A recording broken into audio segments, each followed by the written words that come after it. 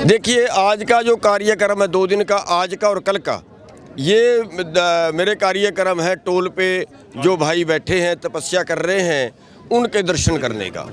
ये 3 दिन के लिए टोल बंद थे, 26, 27 और 28, और तीनों दिन मैं टोलों पे रहूँगा। आज भी आगे मैयड़ का और उसके आगे जो महम वाला है वहाँ का प्रोग्राम है। और आप जो है आपका भी धन्यवाद करना चाहूँगा, जो आप भी यहाँ पे आए हो, और जो लोग यहाँ पे आए हैं उन सब का भी धन्यवाद करने के लिए मैं आया था। और जो अगला आंदोलन है वो एज इट इज़ जारी रहेगा। सरकार चिट्ठियों पर चिट्ठियाँ लिख रही है सर, क्या बातचीत की दिशा में? सरकार की चिट्ठियों में कुछ नहीं है, वो ड्रामा है।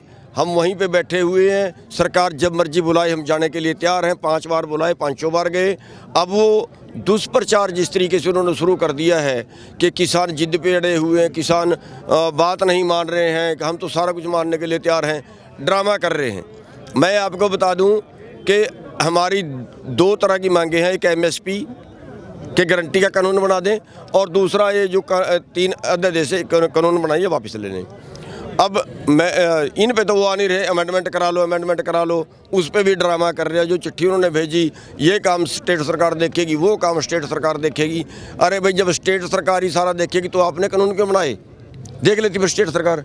और दूसरा, 1 मिनट जी, दूसरा जो उन्होंने कहा कि हम MSP दे रहे हैं, बड़ा देश में कन्फ्यूज़न पैदा कर दिया कि हम MSP दे रहे हैं। MSP में मैं विशेष तौर पे आपको बताना चाहूँगा, MSP देना और MSP पे ख़रीदना 2 अलग अलग बातें हैं। MSP दे रहे हैं, तय कर रहे हैं, लेकिन ख़रीद नहीं रहे हैं।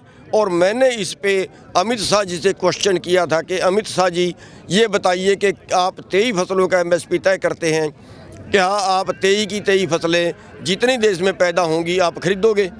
उनका साफ इनकार था, नहीं खरीद सकते।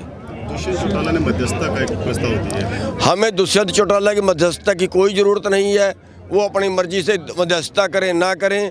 मैं तो ये कहना चाहूँगा कि दुष्यंत चौटाला ने और वीरेंद्र सिंह ने, इन दोनों ने अपने ख़ानदान को कलंकित किया। 2 बड़े नेता हमारे देश में सर छोटू रामजर चौधरी देवीलाल जी हुए, और ये दुष्यंत देवीलाल के ख़ानदान से है। किसानों ने वोट दिए थे एंटी BJP, और वो सारे वोट इसने BJP को बेच दिए, और उनके बदले मुख्यमंत्री की सीट खरीद ली, उप मुख्यमंत्री की, और अब उसको छोड़ नहीं रहा, चिपक गया उससे। खाप पंचायतों ने उसका बहिष्कार कर लिया, उसके गांव ने उसका बहिष्कार कर लिया। और दूसरा वीरेंद्र सिंह जी है, जो दोता है सर छोटू राम जी का, उसका लड़का MP है। MP से तो इस्तीफा नहीं दुआ रहा, आप ड्रामे करता है किसानों का समर्थन करने का। तो इन दोनों ने इन बड़े नेताओं को, जो किसान मसीहा रहे हैं, उनको कलंकित किया। हरियाणा और पंजाब में आंदोलन पूरी तेजी चल रहा है, राजस्थान में कमी क्यों है? नहीं, कमी नहीं है। आज खुद ने माना कि राजस्थान थोड़ा सा कम चल आज राजस्थान से एक बड़ा जत्था आ गया है, और राजस्थान से कई 100 ट्रैली कई दिन पहले आ गई हैं। वो रोड भी सील हो गया है, लेकिन क्योंकि वहाँ प्रचार की कमी है, अभी उतना प्रचार नहीं हो पाया है। लोग तो आने के लिए तैयार हैं, लेकिन लोगों को अगवा नहीं मिल रहा है, और पूरे देश में ये आंदोलन भड़क रहा है।